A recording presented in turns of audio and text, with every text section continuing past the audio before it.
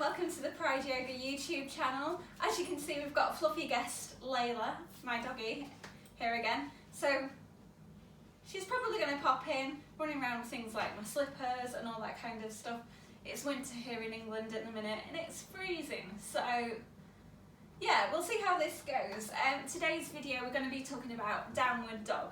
It's one of the most quintessentially classic yoga poses of all time. You pretty much can't go to a yoga class and not do a downward dog at some time or another. So it's also one of those poses that is fiendishly tricky to get right. So we're going to look at some of the things that are maybe less than ideal alignment and then look at some little tips and tricks for improving your downward facing dog. So first thing to look at is some of the common mistakes. So I'm going to show you some of these, and they're generally things that when you do them, you're going to feel pretty uncomfortable. You're not going to feel like happy being in that shape. You're going to be like, oh, this is a lot on my shoulders. So let's have a look at some of those. So the first one we're going to talk about is the distance between the hands and the feet being too long or too short. So that will look, hands too long and feet too long, will look something like this. It may also look something like this. Hands too short, hands and feet too short, will look like this, or this. Hi!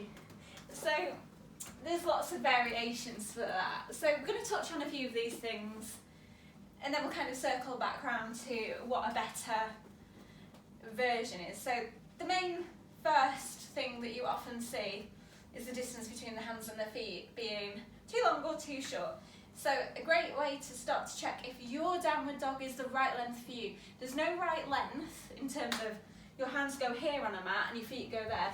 So don't believe all this crap about buying a mat with an alignment guide, because everybody's body's different. It's what's right for you and your body that's the important thing. So you're going to go over there for me, thank you. Okay, so the hands go down on the mat.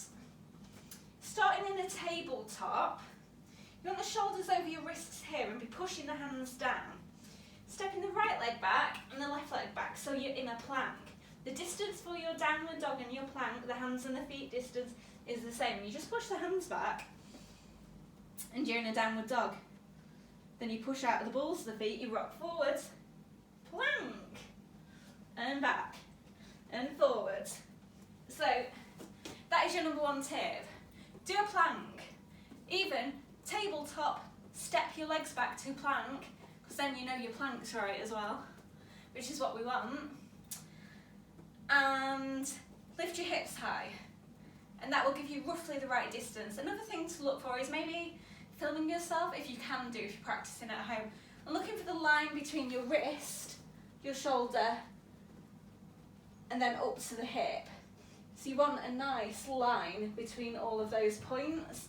So if I pop up again, you'll be able to see there's a little line from the wrist to the shoulder and then back towards the hip. So it's roughly a straight line that goes all the way through the body. Another thing you'll notice is hands. A lot of the time when people practice this pose, their hands start to roll away from the mat, so it looks something like this. So they're not pressing through their knuckles. Whenever we are practicing any weight-bearing pose, we have to consider our wrists.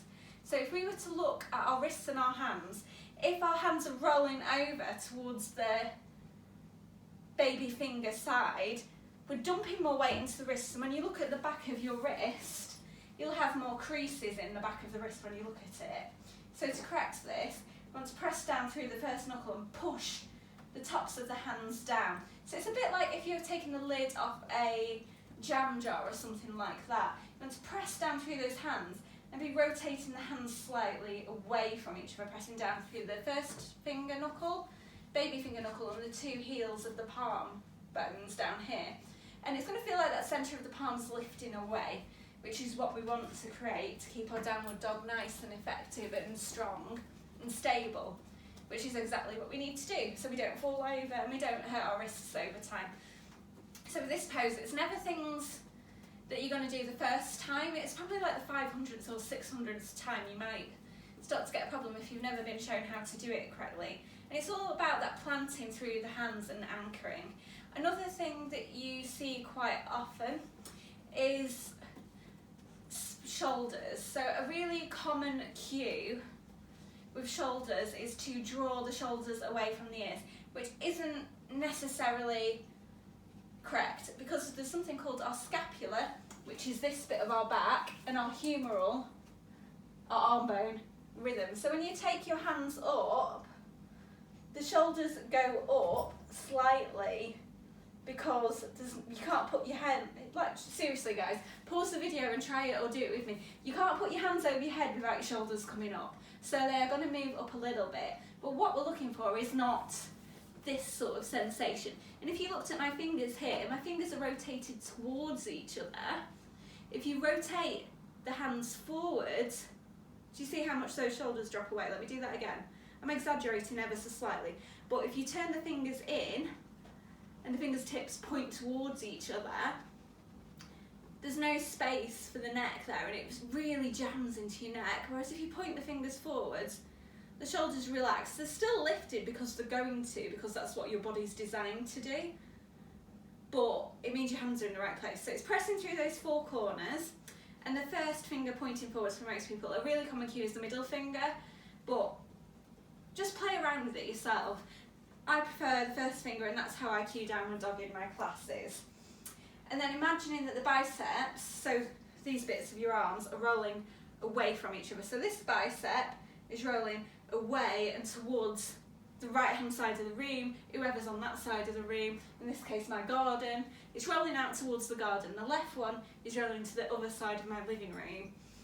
So it's that whole rotating of the arms which comes back from those fingers. So the fingers aren't pointing in towards each other, they're rolling away. And we're rolling away there, which helps to create better engagement through the arms, and also lessens the impact on our wrists too.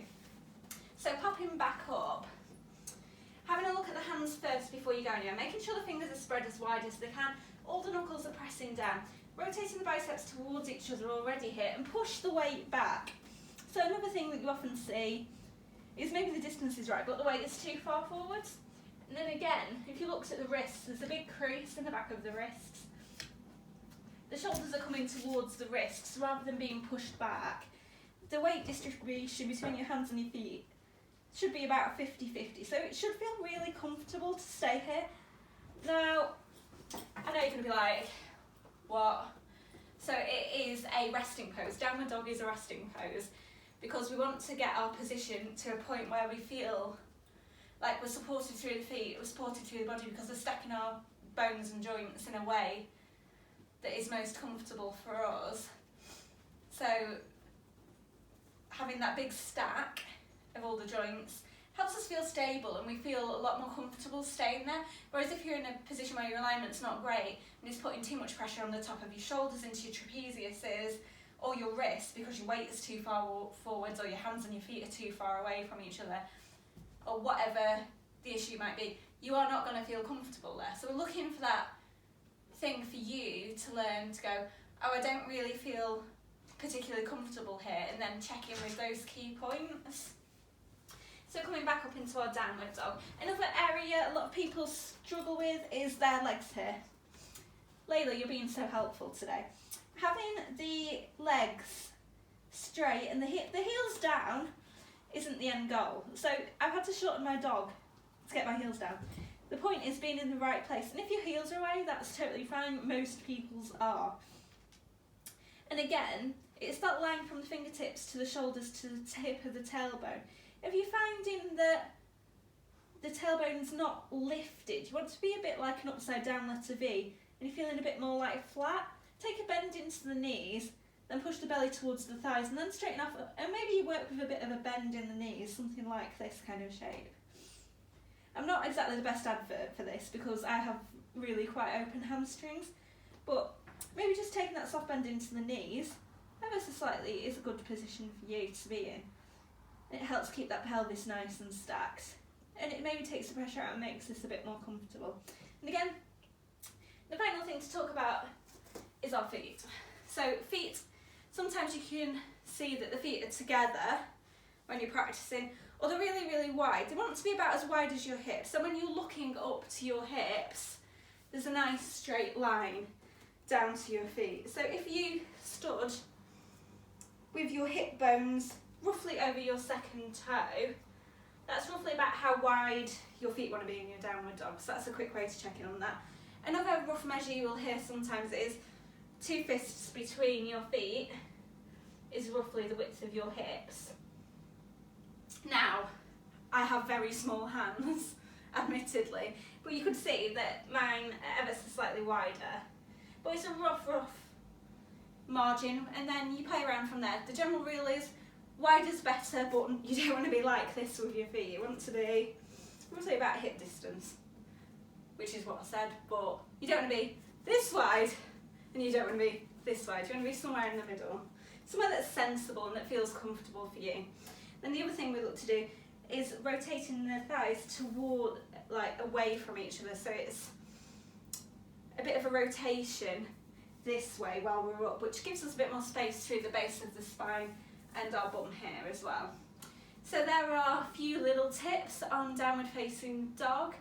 Thank you to Layla for being a wonderful co-star as always. She's run off with my slipper.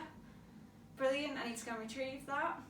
Anyway, if you like the video, you've enjoyed the tips, make sure you subscribe up there or up there, wherever the button is, and I'll see you next time. Bye!